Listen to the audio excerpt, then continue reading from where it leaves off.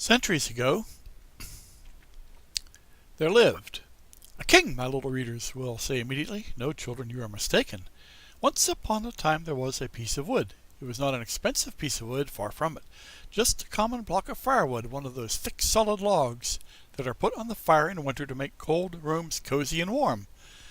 I do not know how this really happened, yet the fact remains that one fine day this piece of wood found itself in the shop of an old carpenter. His real name was Mastro Antonio, but everyone called him Mastro Cherry, for the tip of his nose was so round and red and shiny that it looked like a ripe cherry. As soon as he saw that piece of wood, Mastro Cherry was filled with joy. Rubbing his hands together, he mumbled, half to himself, "This has come in the nick of time. I shall use it to make the leg of a table." He grasped the hatchet quickly to peel off the bark and shape the wood.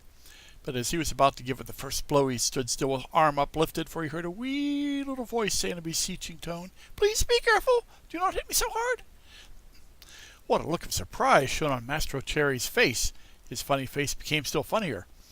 He turned frightened eyes about the room to find out where that wee little voice had come from, and saw no one. He looked under the bench. No one. He peeped inside the closet.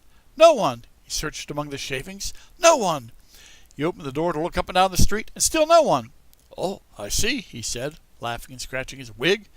"It can easily be seen that I only thought I heard the tiny voice say the words, well, to work once more." He struck a most solemn blow upon the piece of wood. "Oh, you hurt!" cried that same faraway little voice. Mastro Cherry grew dumb. His eyes popped out of his head, his mouth opened wide, and his tongue hung down on his chin. As soon as he regained the uses of his senses, he said, trembling and stuttering from fright, "Where did that voice come from when there was no one around? Might it be that this piece of wood has learned to weep and cry like a child? I can hardly believe it. Here it is, a piece of common firewood, good only to burn in the stove, the same as any other yet.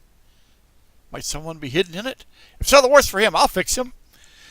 With these words, he grabbed the log with both hands and started to knock it about unmercifully. He threw it to the floor, against the walls of the room, and even up to the ceiling. He listened for the tiny voice to moan and cry. He waited 2 minutes. Nothing. 5 minutes. Nothing. 10 minutes. Nothing. "Oh, I see," he said, trying bravely to laugh, and ruffling up his wig with his hand. "It can easily be seen. I only imagined I heard the tiny voice. Well, to work once more."